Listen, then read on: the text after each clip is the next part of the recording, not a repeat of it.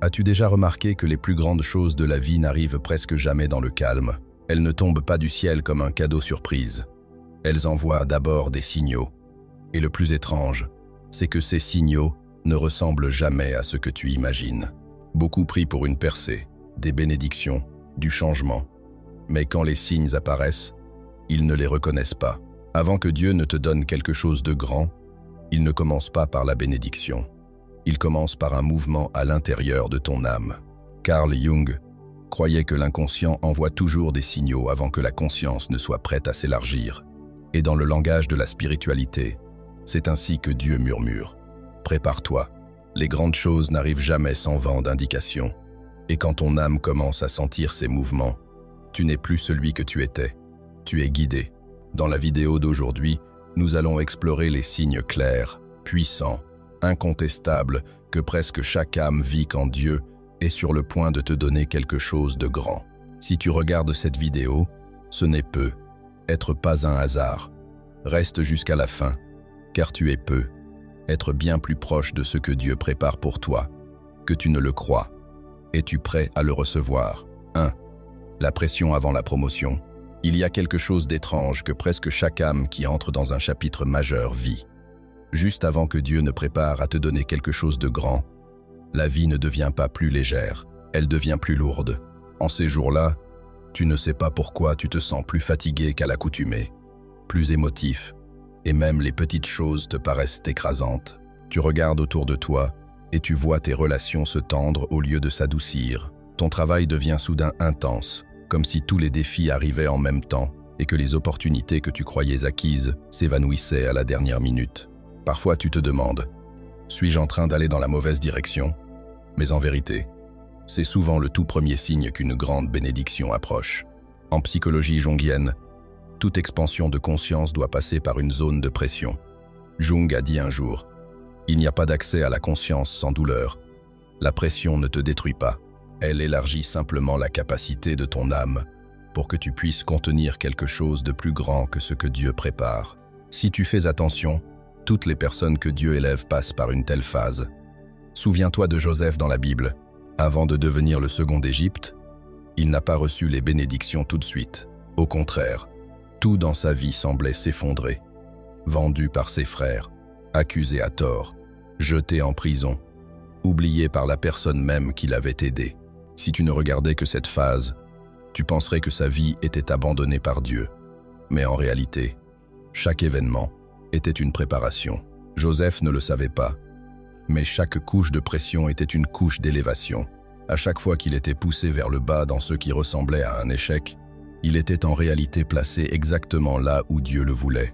Et la même chose t'arrive. Ce qui rend cette phase déroutante, c'est le sentiment de paradoxe. Tu fais tout bien, tu vis avec intégrité, tu pries, tu essaies, mais les résultats ne s'améliorent pas. Tu es plus fort, et pourtant tu te sens plus épuisé. Tu es plus mature, et pourtant tu te sens plus seul. Tu pries pour de la guidance, mais tu reçois des défis à la place. Mais à travers le regard de Jung, ce n'est pas une punition. C'est une restructuration intérieure.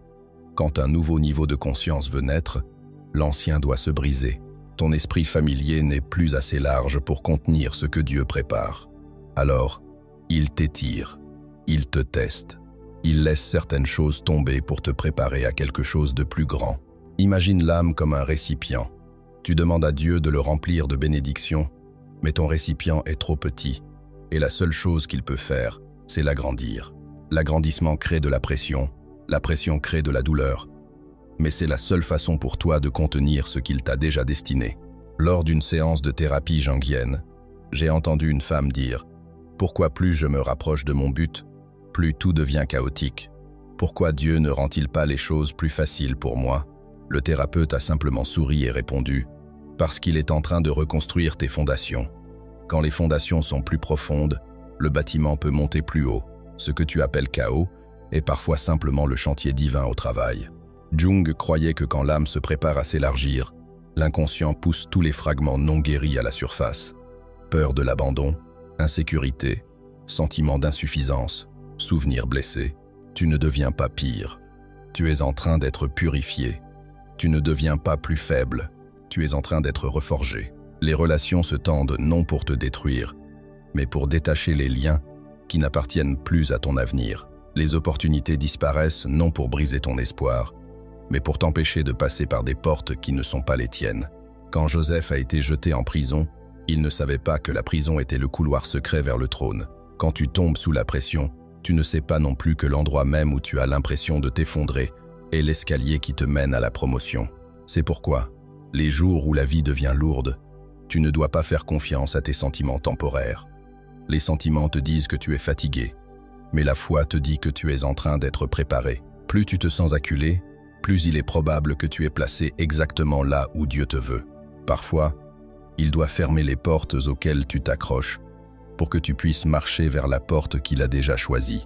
Donc si aujourd'hui tu sens la pression augmenter, ne crois pas que tu recules. La pression est le signe de l'élévation. Tu n'es pas enterré par Dieu, tu es en train d'être élevé. Tu ne t'effondres pas, tu es étiré exactement comme ton âme en a besoin pour entrer dans une bénédiction plus grande. Tu n'es pas au mauvais endroit, tu es, d'une manière que tu ne vois pas encore, placé exactement là où il avait préparé depuis longtemps. 2. Le déplacement intérieur sacré. Si la pression est la façon dont Dieu élargit la capacité de l'âme, alors la phase suivante ressemble à un déplacement calme que tu ne peux pas nommer. Ce n'est plus de la lourdeur, mais le sentiment que tu n'appartiens plus à l'ancien endroit. Tu ne comprends pas pourquoi, mais tout ce qui était familier commence à sembler lâche. Les conversations qui t'excitaient autrefois te paraissent maintenant superficielles. Les lieux qui te donnaient un sentiment de maison te semblent maintenant étroits. Les habitudes qui te réconfortaient autrefois te pèsent, comme des vieilles chaussures que tu ne veux plus porter. Tu te sens agité, mais tu ne sais pas ce que tu attends. Tu te sens poussé, mais tu ne sais pas où tu vas. Et le plus étrange, même si rien n'a changé à l'extérieur, à l'intérieur, tu sais avec certitude que quelque chose de plus grand t'appelle. Ce n'est pas de l'ennui, pas un manque de motivation, pas une dépression. C'est le déplacement intérieur sacré, l'agitation que tu ne peux pas secouer. Carl Jung appelait ce moment l'appel intérieur, le coup à la porte de l'âme, qui t'exhorte à sortir de ta vieille coquille et à te rapprocher du soi, le centre divin en toi. Quand le soi veut grandir, il crée une tension intérieure pour te signaler que tu as dépassé ta vieille vie. Imagine vivre dans une petite pièce que tu connais depuis des années. Tu n'as rien contre cette pièce, mais un matin les murs te semblent plus proches. Personne ne te force à partir. Aucun événement ne te pousse dehors, mais tu sens que tu n'y appartiens plus. La pièce n'a pas changé. Toi, oui. C'est la métaphore la plus claire pour cette phase. Ton âme s'élargit tranquillement, rendant les anciennes structures trop petites pour te contenir. J'ai autrefois parlé avec une femme nommée Elena, professeure de littérature depuis plus de 15 ans. Elle adorait ses élèves, adorait son travail et n'avait jamais envisagé de partir.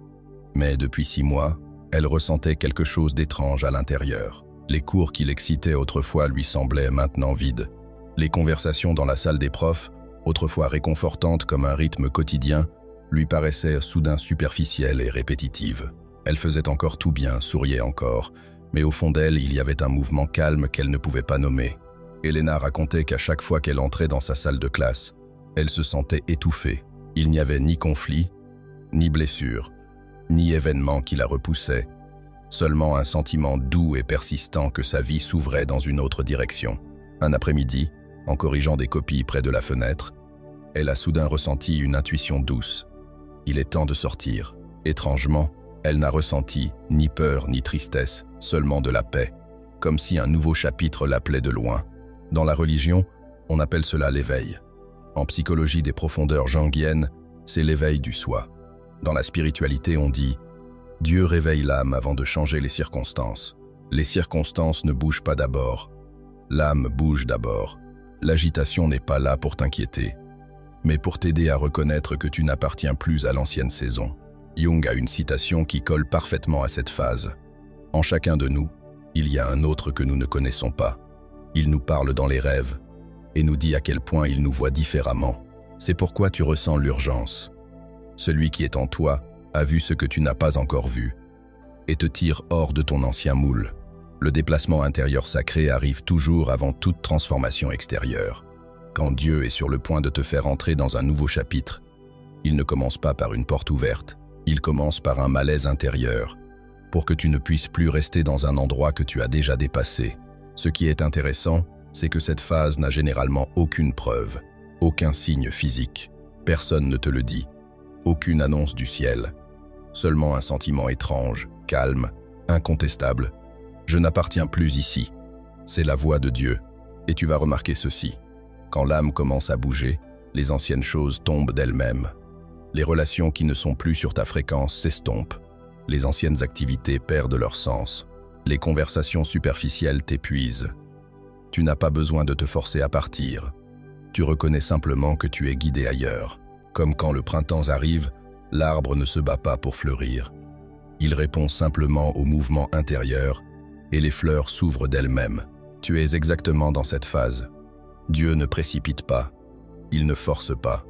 Cette fois, il utilise une agitation douce pour te rappeler que ce qui vient est plus grand que tout ce que tu as jamais connu.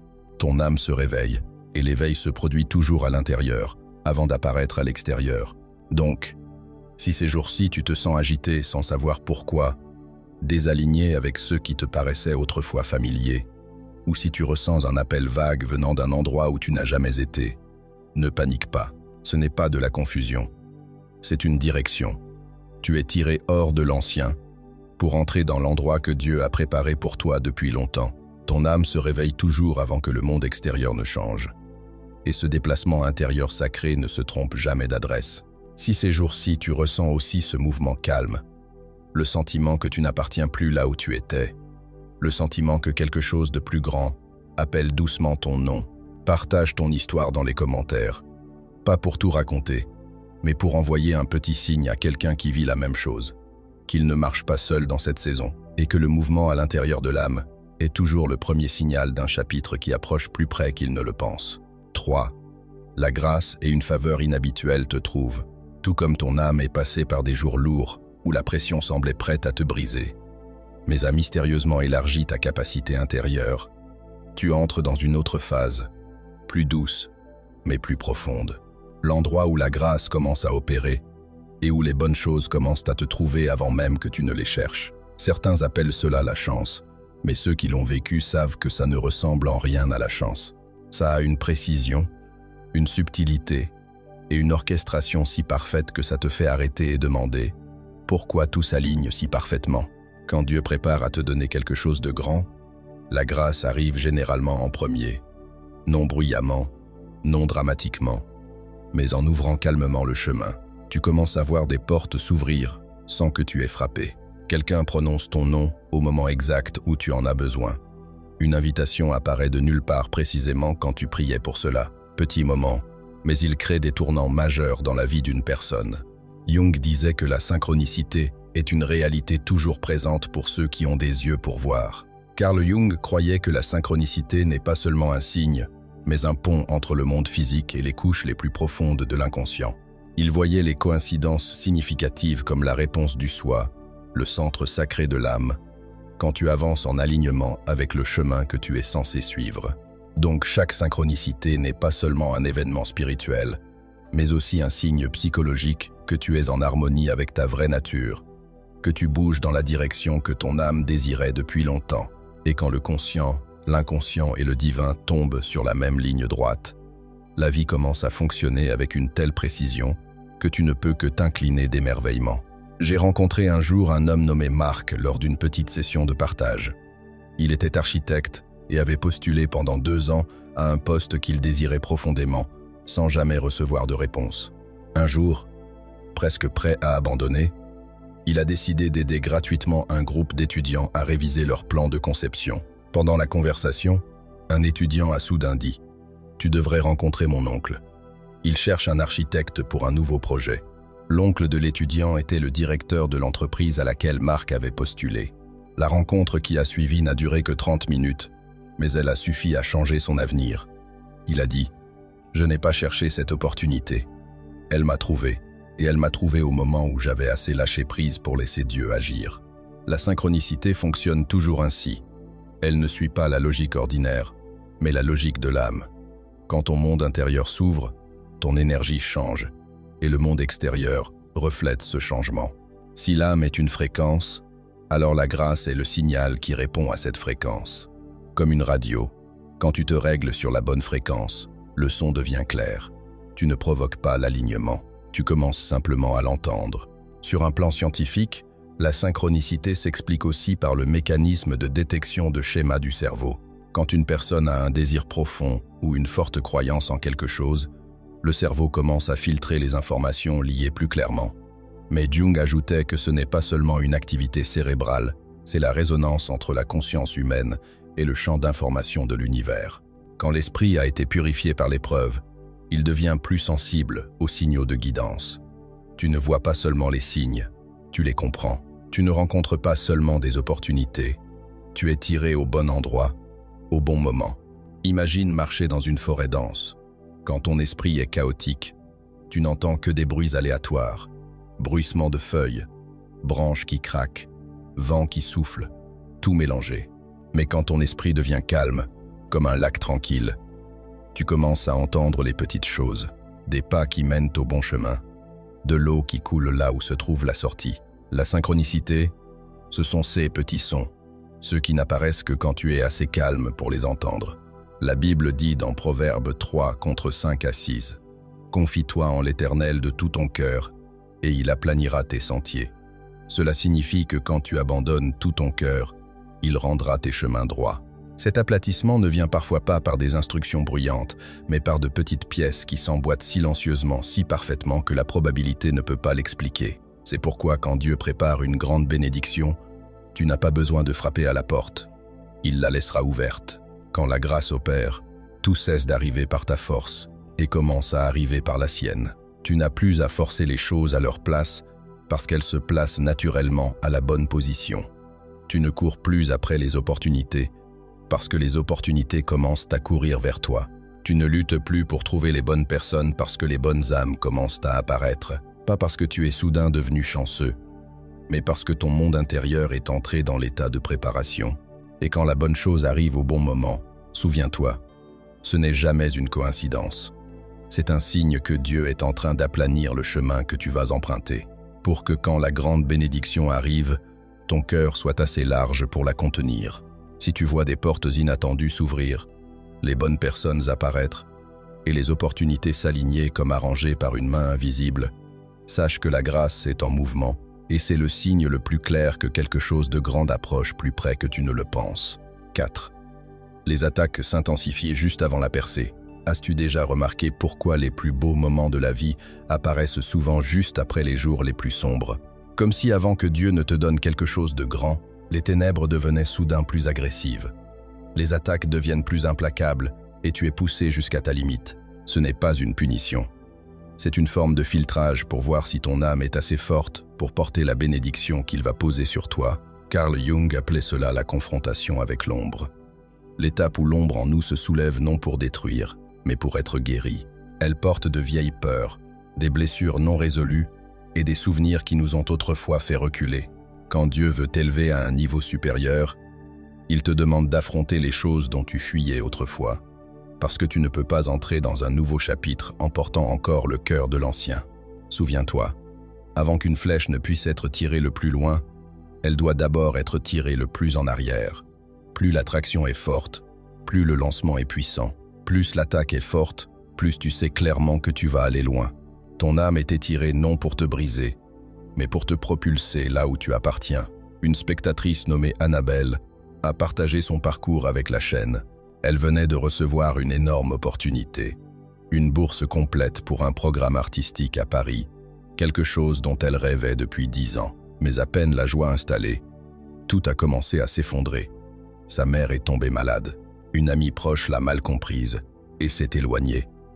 Son patron a exercé une pression inédite, rendant le travail quotidien suffocant. Et elle a partagé que dans le moment où tout semblait se retourner contre elle, Annabelle a réalisé une vérité qu'elle n'avait jamais vue clairement avant. Rien ne ruinait son opportunité. Tout l'a préparé pour elle. Le malentendu lui a appris à séparer sa valeur de l'approbation des autres.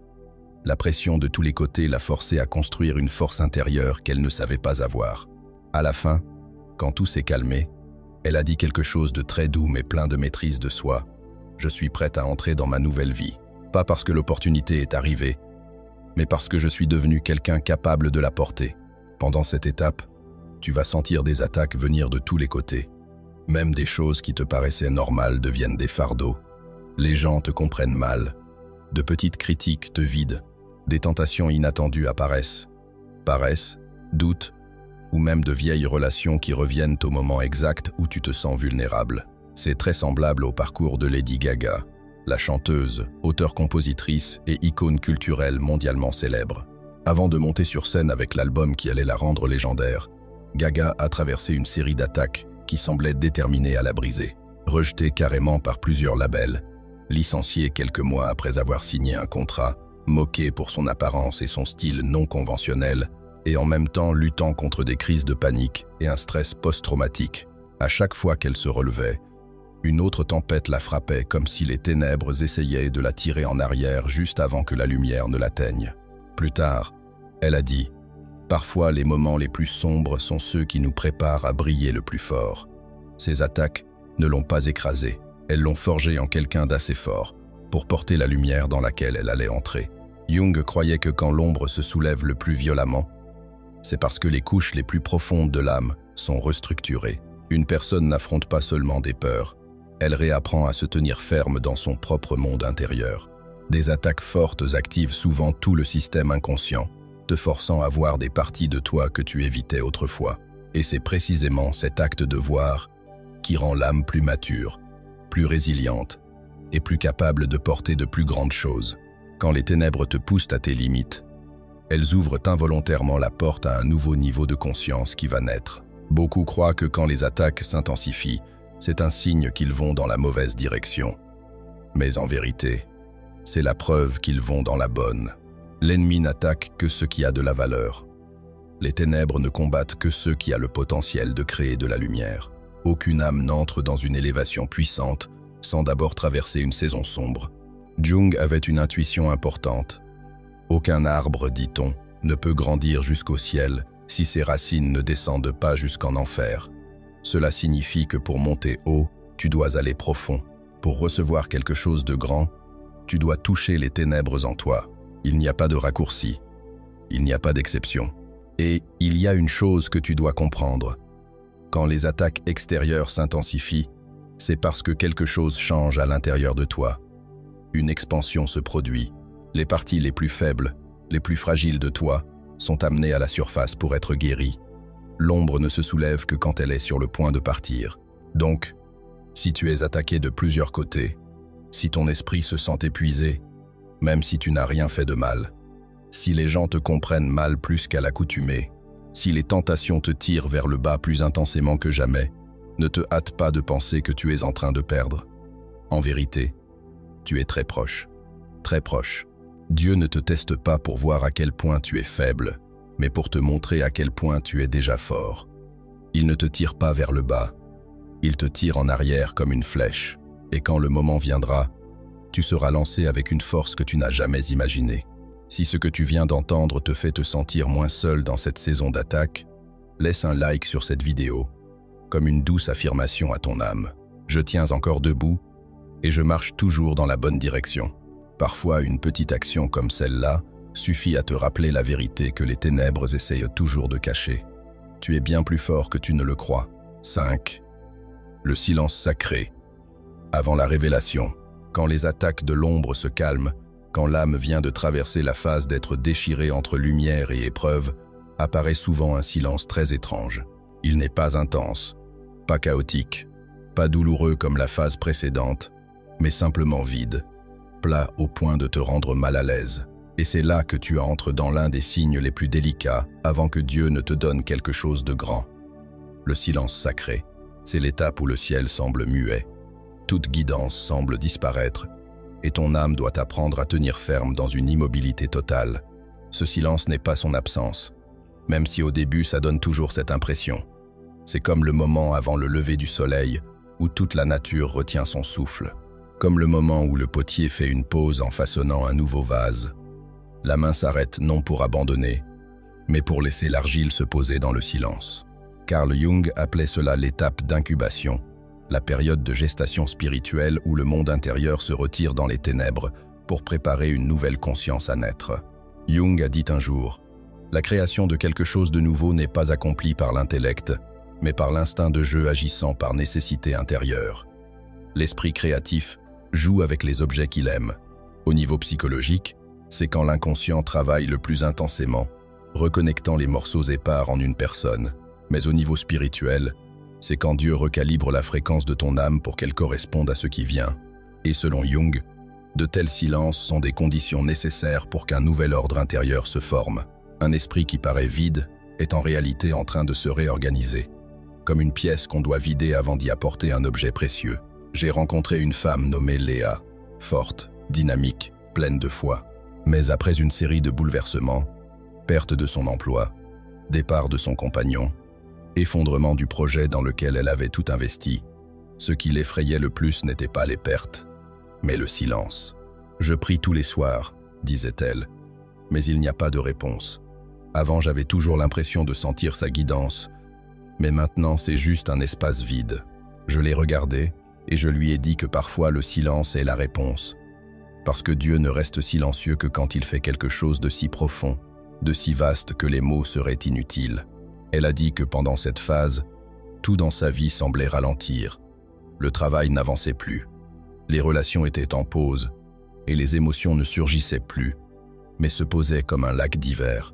Pourtant, dans cet état apparemment stérile, elle a commencé à voir quelque chose qu'elle n'avait jamais remarqué avant, le calme de sa propre âme.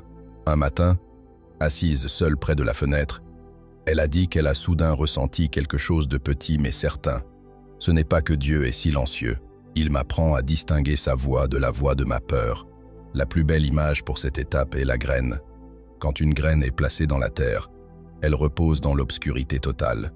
Pas de lumière, pas de son, aucun signe visible qu'elle grandit. Mais en réalité, elle est seulement en incubation, pour que ses racines poussent vers le bas et que sa pousse monte vers le haut. Le silence de Dieu est comme l'obscurité de la terre, non pour t'enterrer, mais pour te préparer à émerger plus fort. Dans la Bible, il y a un moment magnifique qui illustre cela. Quand le prophète Élie s'est enfui au mont Horeb, désespéré et brisé, il a supplié Dieu de lui parler. Alors un grand vent a déchiré les montagnes. Mais Dieu n'était pas dans le vent. Un tremblement de terre a secoué le sol. Mais Dieu n'était pas dans le tremblement de terre. Un feu a flambé, mais toujours pas de voix. Finalement, il y a eu un murmure doux, une très légère brise comme un souffle, et Élie a reconnu que c'était Dieu.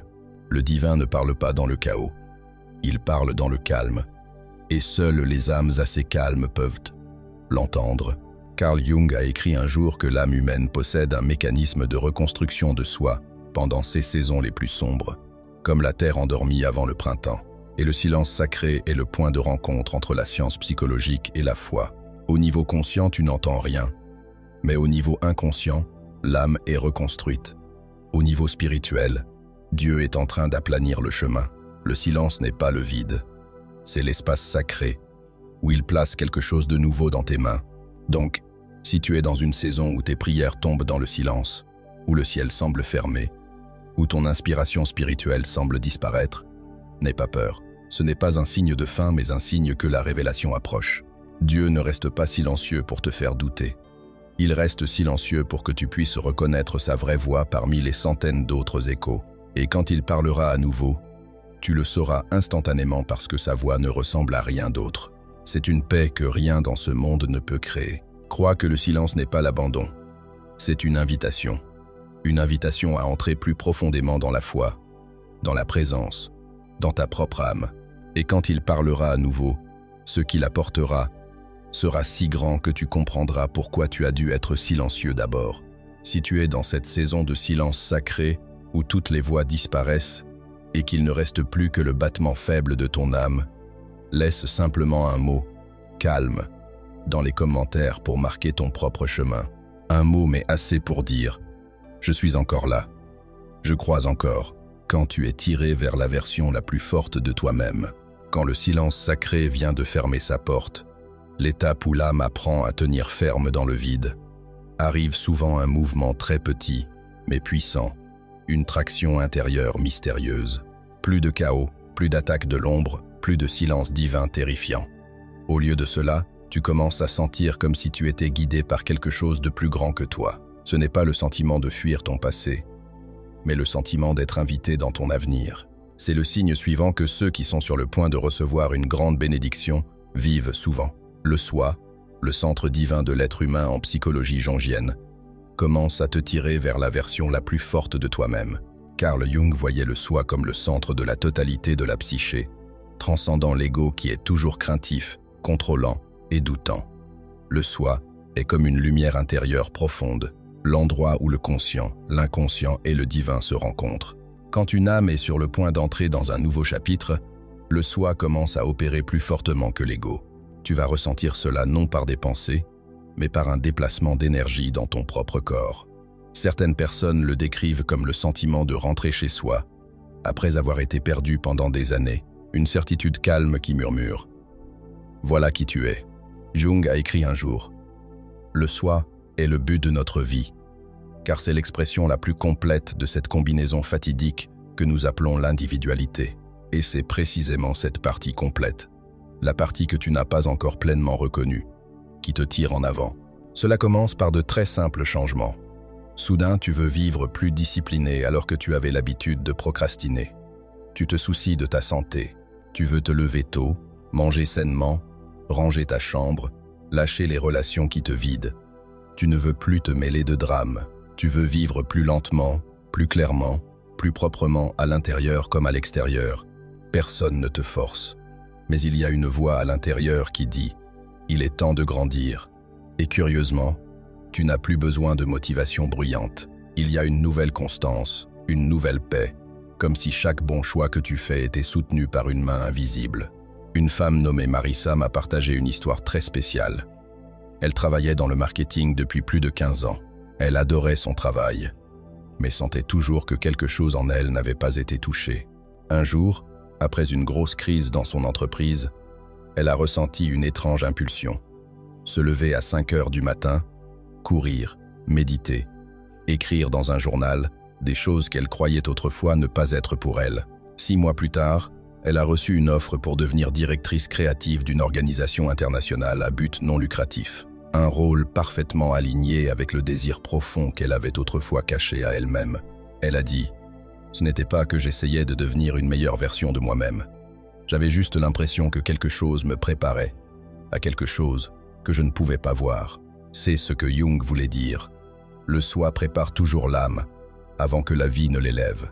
Beaucoup de gens dans cette étape le décrivent comme si une vieille couche de peau tombait, non douloureusement mais légèrement, et ils réalisent qu'ils entrent dans la maturité de leur âme. Sur un plan scientifique, ce phénomène s'explique aussi par le mécanisme d'énergie d'activation du cerveau. Quand une personne est sur le point d'entrer dans une nouvelle phase de développement, le cerveau active les régions responsables du comportement orienté vers un but, en particulier le cortex préfrontal, la zone qui gouverne la volonté, la discipline et la vision à long terme. Donc avant de voir des changements dans le monde extérieur, le cerveau a déjà commencé à se restructurer pour te préparer à une fréquence de vie plus élevée. Jung utilisait simplement un vocabulaire plus sacré pour décrire ce phénomène, l'émergence du soi. Tu vas remarquer qu'à ce moment-là, les choses qui t'attiraient autrefois te paraissent soudain bon marché. Les compliments ne t'excitent plus. Les critiques ne te brisent plus.